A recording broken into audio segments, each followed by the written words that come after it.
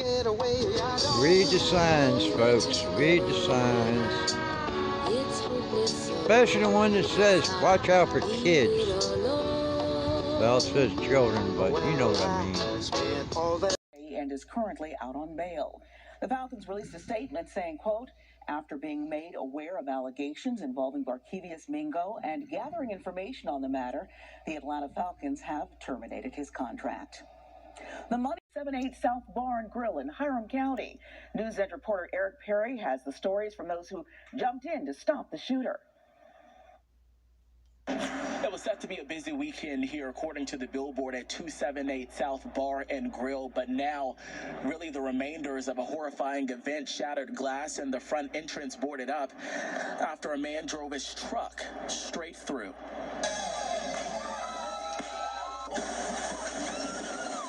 Bone-chilling video from inside the 278 South Bar and Grill from Saturday night after a man fires shots into the building before driving his truck right through the front entrance. You know, we feel the pains, but, you know, pain's a reminder you're still alive, I guess, you know? Mauricio Puerto, or Mo, is a little sore Sunday, but he's just grateful to be able to tell his story after he jumped in to stop the shooter. Hiram police say 34-year-old Eduardo Morales was kicked out of the bar because he just had too much to drink, but say he came back in a Dodge Ram, pulled out a gun, and began firing from inside his truck. Once the gun was empty, he drove into the bar, hitting several people. My instinct was I ran towards the truck, dove in through the driver's side window, and when I reached in there, I noticed he had a pistol and he was reloading. Mo says the gunman put up a fight, but he was able to snatch it away. The bartenders said that nothing wild ever happened at this place, and then not moments later, all that happened. Yvonne Germaez doesn't want to show his face, but was inside and helped those injured. I'm told those inside the bar pinned Morales down until police arrived. When I saw that there were people underneath, The league pulled the game in response to Georgia's new voting laws. Speakers at today's event included RNC Chairwoman Rona McDaniel, Senate candidates Gary Black and Kelvin King, and Georgia GOP Chairman David Schaefer. Meanwhile, Governor Brian Kemp, GOP Chairman David Schaefer. Governor Kemp has officially launched his 2022 re-election campaign. He held a rally in Perry, Georgia on Saturday. The governor's first campaign ad centers on Major League Baseball's decision to move next week's AllStar Game out of Georgia. Fox 5's Claire Sims spoke to a Republican strategist about how that might help Kemp's campaign. This week, we should be celebrating baseball. Instead, Stacey Abrams and the liberal mob forced the All-Star Game to move, despite the fact that we made it easier to vote and harder to cheat. In the first ad for his 2022 re-election campaign, Governor Brian Kemp comes out swinging against his 2018 opponent, Democrat Stacey Abrams.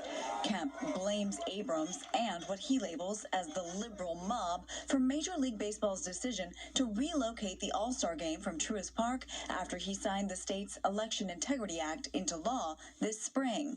The All-Star Game was scheduled to take place in Cobb County next Tuesday. You know, the ad really isn't about the election law. It's about the reaction to the election law. Because in Georgia, and probably nationally, the middle has rejected the rhetoric that the left has pushed on these laws. Brian Robinson is a Republican strategist and president of Robinson Republic.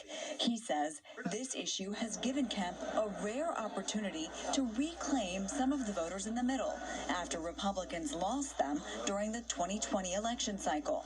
From business owners to sports fans, Robinson says everyday Georgians think Major League Baseball treated our state unfairly and that Abrams is partially to blame. It was a kiss on the lips to Kemp's campaign at a time he really needed it, a time when he was reeling with many Republicans believing the rhetoric from President Trump that he had not done enough to help in the election issue of 2020. So it has given him some firm footing to stand on, and in that way, Brian Kemp owes a great debt to Stacey Abrams and to the commissioner of MLB. Claire Sims, Fox 5 News. John the Revelator wrote the book of the seven seals. John was on the island of Patmos. He heard a voice like a trumpet blowing. Write down everything what you see and hear. Send it out to the rest of the world. And tell me who's that writing. John the Revelator. Tell me who's that writing. John the Revelator. Now tell me who's that writing. John the Revelator. Wrote the book of the seven seals.